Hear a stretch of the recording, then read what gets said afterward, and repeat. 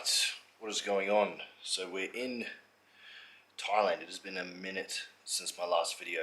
I don't even think I filmed last time I was here in Thailand, which was a couple months ago, so it has been a long while. But we're back for a video today. So I'm staying in Pattaya now. I'm no longer in Bangkok. Last year, a lot of my vlogs you were seeing were in Bangkok. Now we've come down to Pattaya to try a little bit different, and we have some friends down here. It's a bit more laid back than the city. It's cool, and it's actually a little bit cheaper down here too, like accommodation wise, so we like it down here, so we're probably going to stay. But we managed to find ourselves a really nice apartment this time. It's a nice little 2-bedroom place, nice big kitchen, got everything we need, so we're super happy about it. But today we're going to hit some chest, doing some chest today. So it's a little bit of my bodybuilding life in Thailand again.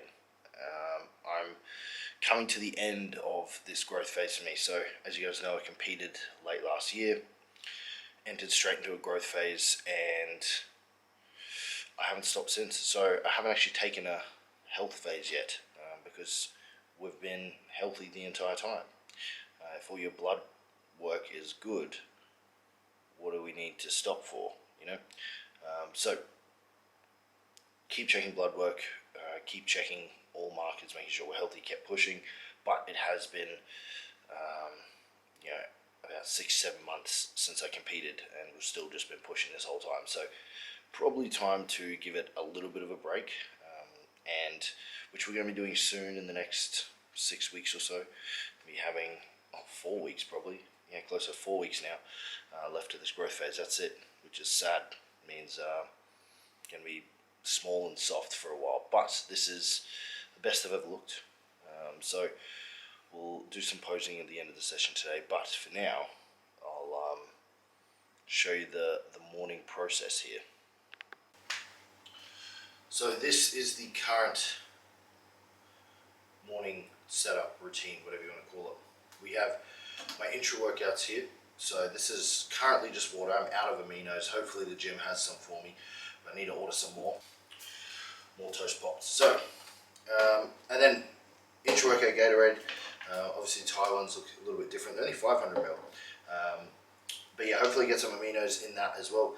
And then pre-workout is banana, toast, salt, and honey. So this is the, I go pretty heavy on the salt first thing in the morning, because first of all, you need to have salt first thing in the morning to replenish any sort of acute dehydration from overnight.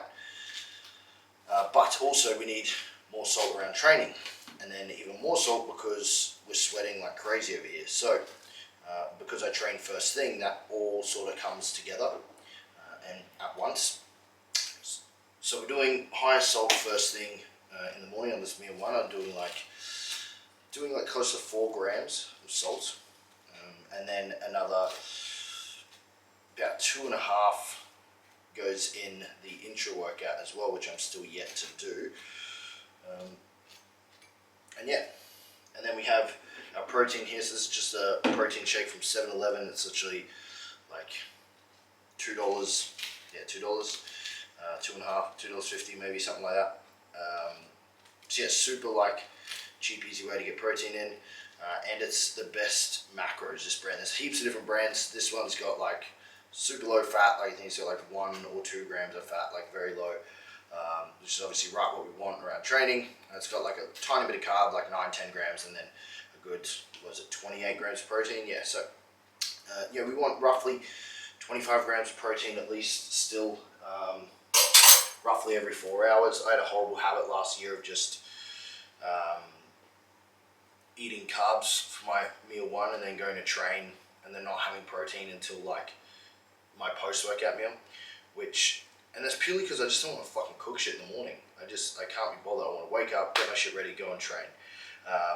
So these are a super easy way for me to do that. Obviously you can just have whey at home as well, but then I run into the issue of having whey like 3 times a day. 3 out of my 5 meals have whey, and I'm like, oh, just something about that I just don't like. I like to prioritize meat or real food for protein sources. But yeah, I want to obviously make the mornings nice and efficient, not have to fucking cook and everything. We've got a pre-workout here. So this is the EVP 3D that I get from Body Beyond. Obviously back home, I'm almost out of that too. I don't know what I'm going to do. I'm going to have to order something else over here. There's very limited availability on sups over here in Thailand, but it's also just to drink something. It's probably more of a placebo than anything, because there's nothing really special about what's in here. It just feels good to have something, right? It's almost a mental trigger. I actually forgot I need to put a little bit of taurine in this as well. So I'm doing about 1.5 grams of taurine in this as well. On a decent amount of growth hormone, you need to manage electrolytes effectively, and control water retention, because it's going to be high. When you're doing all these things, we need to make sure everything's perfect to manage it effectively. And again, like I was saying, stay healthy for as long as possible. And I do have a little bit of caffeine here. That's the only caffeine I have for the day. Is a small espresso shot there. And that's all I consume really. So, yes, as I was saying, salt on these ones. Now we just give it a rough estimate, nothing, not overly precise. I know that I have about 3 of these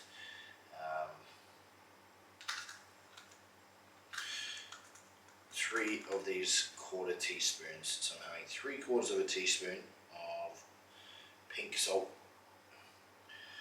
across that meal, and then we do another 2 or half teaspoon, 2/4 in the intra workout as well. And this is essentially my salt for the whole day. So I weigh up what I need to have in a day, and that's all the salt I need to get through for the whole day. And I just distribute it as evenly as I can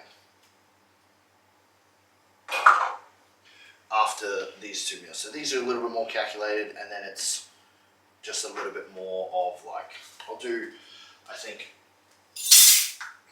I do 2 1/4 teaspoons on each meal after that, and that works out pretty good. By the end of the day, I end up having just 1 teaspoon on my meal of oats in the evening, and that's it. But yeah, this is the setup, so it's obviously very easy. I mean, if you know me, you've been watching for a while, it looks just like it always has. Routine doesn't change, it stays the same. It's been the same all year, same meals all year, same training all year, just perfecting it and getting better and better. So aside from that, I'm going to down all this protein, pre-workout, caffeine. I've also had some Cialis already this morning, Alpha GPC as well. We're going to get all that down and get to the gym. All right, we made it. So I'm just going to warm up here. As I mentioned before, I've got some chest today. I'm not actually doing this one today, but I'm just warming up on this because I found that I was going straight into my movements. So I used to do a fly when I started, and then I was finding it was really helping me. I started it because it really helped me to engage my chest properly and connect with it before starting my pressing, which was obviously making my pressing a lot better, making sure I was actually using my fucking chest and not using my shoulders, because I have a very easy time doing the whole lift with my fucking shoulders. And then I would get a super pumped and sore, fatigued front delt, and basically no pump or stimulus into my chest. Like I would leave with a fresh chest, but I couldn't do anything because my shoulders were so far. So I started doing this first, and it works well, don't get me wrong. It was cool, but now that I'm actually good at pressing, I'm finding that I want to start with that so I can actually get more out of it rather than pre-fatigue as much. This way I'm not taking away from what I can do in my pressing, and because I'm actually able to do it well now, I prefer to just get a little bit of activation and warm up with a fly and then go straight into my pressing.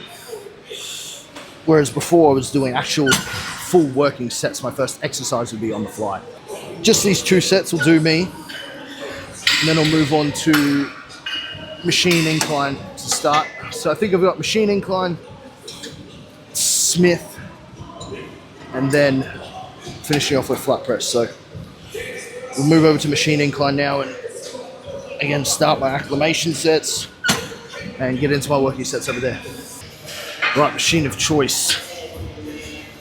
It's a little bit dark here because there's lights behind me, but I'm doing the best we can. So this is similar to your hammer strength piece, but it's a nice one. It doesn't quite go as low as what I'd like it. I'd like to push a little bit higher. I'd like to ideally come up here as opposed to there. I'd like to just be this tiny bit higher, but this will do. It's good enough. It's the best we have. The only thing with Pattaya here is gym's definitely not as good as what Bangkok is. I definitely prefer Bangkok, but in terms of the gym, and also Unreal Gym is up there. Ben, who I don't actually think he hasn't been on my YouTube. I've trained at BBC before, was previously BBC, has now changed to Unreal Gym. Phenomenal gym. That's where a lot of the like popular, famous guys, when they come to Bangkok, they go there. But yeah, so a lot of good gyms up there. Down here, not so much, but still a good environment, and friends and stuff down here as well. So nice lifestyle. But this gym it's definitely enough. Still not as good as Riggs, but it's enough.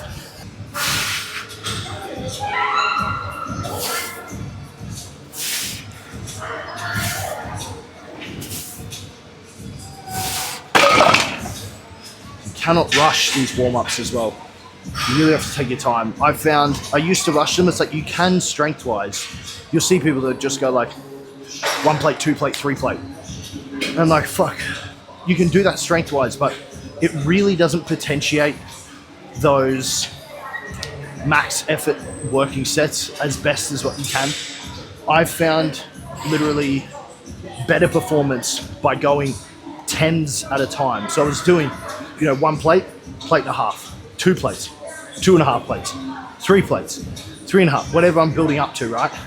Half a plate at a time, I was finding was just allowing me to really activate and engage much, much better than when I was just jumping up in weight. I could still move it, obviously, but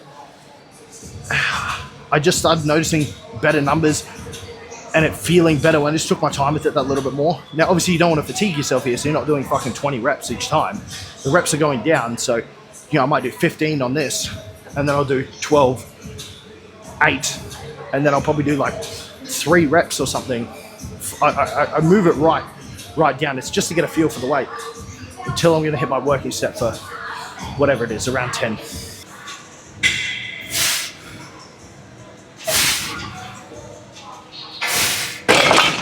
This is also a very heavy fucking machine. All these bench fitness ones are brutal, so can't actually do that heavy on these anyway. Like, I think I actually got to check what I've got to hit, what my numbers are today. Right, as I was saying, still warming up.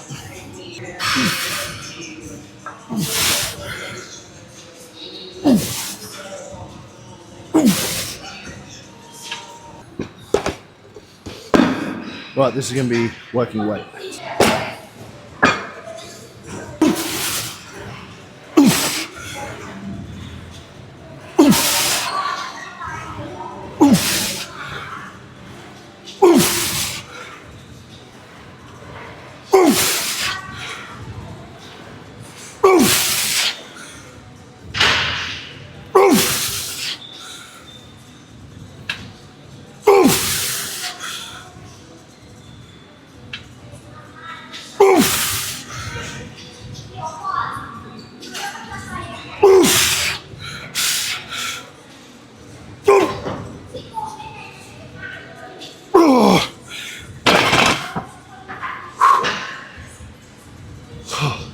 All right.